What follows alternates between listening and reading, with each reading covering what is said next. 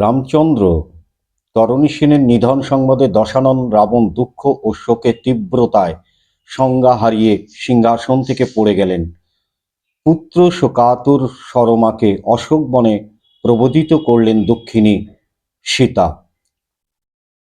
স্বর্গ গন্ধর্ব চিত্রসেনের কন্যা চিত্রাঙ্গদাকে হরণ করে রাবণ বিয়ে করেছিলেন।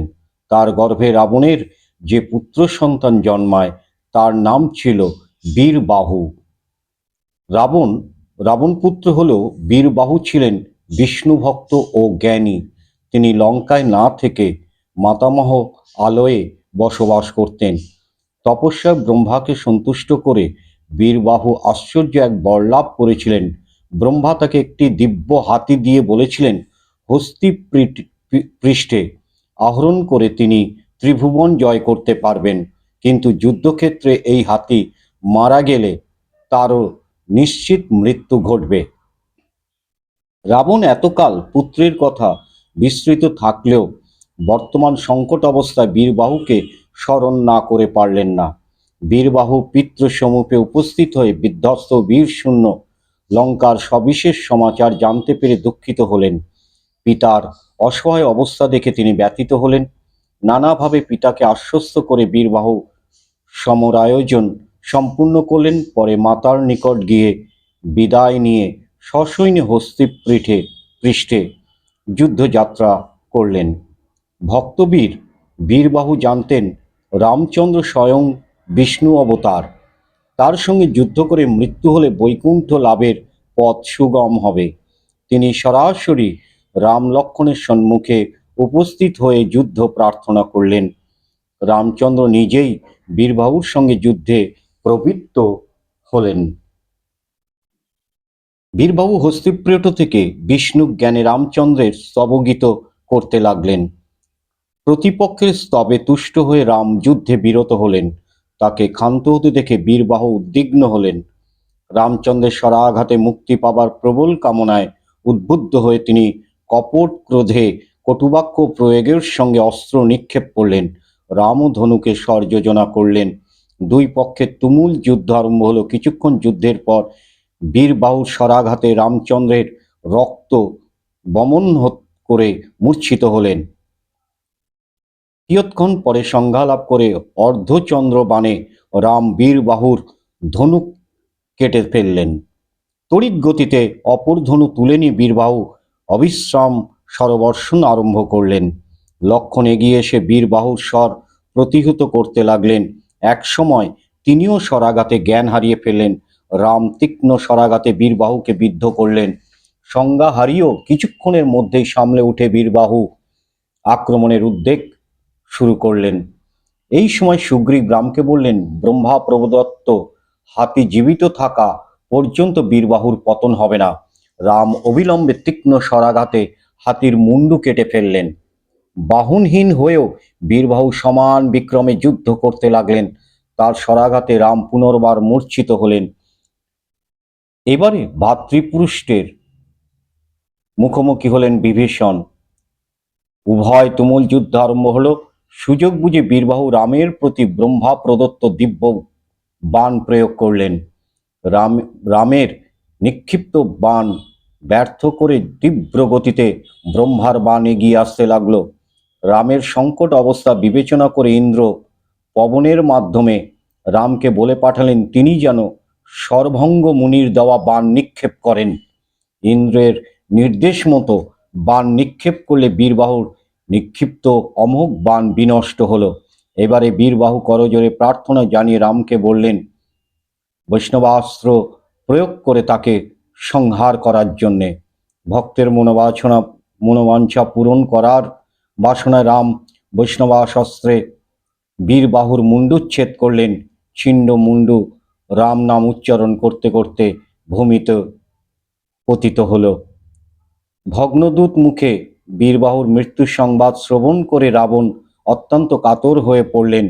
মরিয়া অবস্থায় তিনি পুনরায় ইন্দ্রজিৎকে যুদ্ধে যাবার নির্দেশ দিলেন।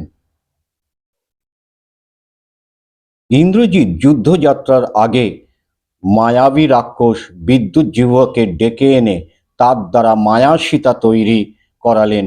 মন্ত্র প্রয়োগ করে মায়া সীতার জীবন সঞ্চার করা হলো ও তাকে কি করতে হবে সমস্ত শিখিয়ে দেওয়া হলো।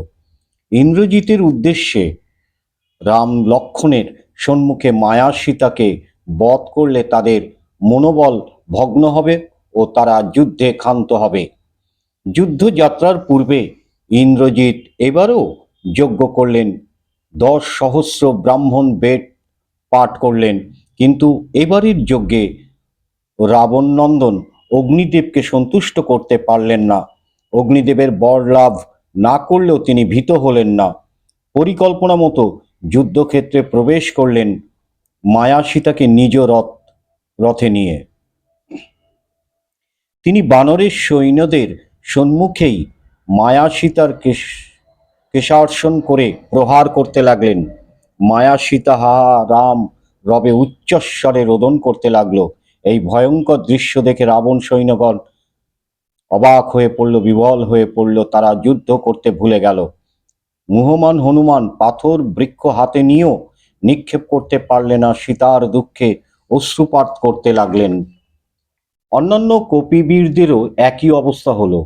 সকলের চোখের সামনেই ইন্দ্রজিৎ একসময় খড়গাঘাতে মায়া সীতার মস্তক ছেদন করলেন এবং বানর সেনাদের হতচেতন অবস্থায় রেখে লঙ্কায় ফিরে গেলেন। সীতার শোকে কপিবাহিনী তারা যুদ্ধের সমস্ত উদ্যম হারিয়ে ফেলে অশ্রু বিসর্জন করতে লাগলো। হনুমান বিকল অবস্থায় এসে রামচন্দ্রের প্রভৃতি সকলকে ইন্দ্রজিতের সীতাদেবীর হত্যার ঘটনা ব্যক্ত করলেন।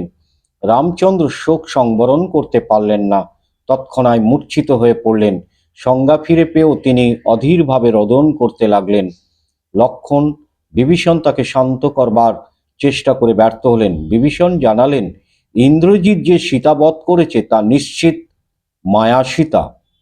সীতার যথার্থ সংবাদ জানবার জন্য তিনি তখনই হনুমানকে অশোক বনে প্রেরণ করলেন। হনুমান অবিলম্বে অশোক বনে গিয়ে সীতা দেবীকে দর্শন করে ফিরে এসে সকলকে তার কুশল বার্তা জানালেন। রাম তখন শান্ত হলেন। এই ঘটনায় রাম অতিশয় বিচলিত হয়ে পড়লেন। তিনি বিভীষণের নিকট মেঘনাদ ইন্দ্রজিতের মৃত্যুর উপায় জানতে চাইলেন। বিভীষণ বললেন, মায়া সীতা কর্তন করে ইন্দ্রজিৎ যজ্ঞ করতে যজ্ঞশিলায় প্রবেশ করেছে। যজ্ঞ সম্পূর্ণ করবার পূর্বেই তার যজ্ঞ পণ্ড করতে হবে। ব্রহ্মা ইন্দ্রজিৎকে বর প্রদান করে বলেছিলেন তিনি ইন্দ্রজিতের নিকুম্ভিলা যজ্ঞ ভঙ্গ করবেন, একমাত্র তার হাতেই তার মৃত্যু ঘটবে। রামের অনুমতি নিয়ে বিভীষণ লক্ষ্মণকে সঙ্গে করে ইন্দ্রজিতের যজ্ঞশালার উদ্দেশ্যে যাত্রা করলেন। তার সঙ্গে চললেন 8 জন বাছাই করা মহাবলবান বানরবীর। গড়ের দ্বার ভঙ্গ করে বিভীষণ সকলকে নিয়ে যজ্ঞস্থলে প্রবেশ করলেন। হনুমান এক লাফে মেঘনাদের সামনে উপস্থিত হয়ে যজ্ঞকুণ্ডে প্রস্রাব করে যজ্ঞের অগ্নি নির্বাপিত করলেন। ক্রুদ্ধ মেঘনাদ হনুমানের প্রতি স্বর নিক্ষেপ করলেন, কিন্তু হনুমান সকল অস্ত্রই লাফ দিয়ে লুফে নিলেন। যজ্ঞ পণ্ড হয়ে গেছে শঙ্কিত মেঘনাদ সকোপে লক্ষ্মণের প্রতি বাণ বর্ষণ করতে লাগলেন। আরম্ভ হলো লক্ষ্মণ ও ইন্দ্রজিতের সম্মুখ সংগ্রাম। উভয়ই দীর্ঘক্ষণ যুদ্ধ হলো, কিন্তু সমপ্রতাপী কেউই অপরকে পরাজিত করতে পারলেন না। ইন্দ্রজিৎ অকস্মাৎ কৌশলপূর্বক একটি মায়ারথে আহরণ করে যজ্ঞস্থল থেকে পলায়নের চেষ্টা করলেন, কিন্তু বিভীষণ স্বয়ং এবং হনুমান ও নীল তার গতিপথ রোধ করল। ইত্যবসরে লক্ষ্মণ ব্রহ্মাস্ত্রে ইন্দ্রজিৎকে সংহার করলেন। জয় জগৎবন্ধু।